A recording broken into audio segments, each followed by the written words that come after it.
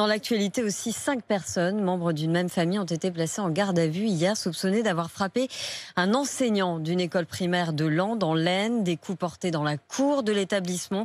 Le ministre de l'Éducation, Jean-Michel Blanquer, a dénoncé des agressions totalement inacceptables. 6h05 sur RMC. Premier jour d'audience au procès du saccage de l'Arc de Triomphe au tribunal de Paris. Sur les 10 prévenus, seulement 9 seront jugés cette semaine. Il y a eu un renvoi. 4 d'entre eux ont donc été entendus hier. La juge a étudié leur personnalité, a essayé de comprendre quelles étaient leurs motivations. Certains sont des jeunes sans histoire, d'autres ont déjà un casier judiciaire. Maxime Ronstatter.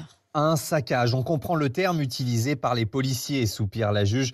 Derrière elle défilent des photos de l'intérieur de l'Arc de Triomphe. Les statues sont brisées ou taguées, le sol recouvert de bris de verre. Des images de dévastation qu'on associe difficilement aux prévenus qui défilent à la barre. Des jeunes garçons, la vingtaine, venus de toute la France ce 1er décembre 2018. Certains en soutien aux Gilets jaunes, d'autres par curiosité mal placée. La plupart parlent d'une voix timide, parfois inaudible.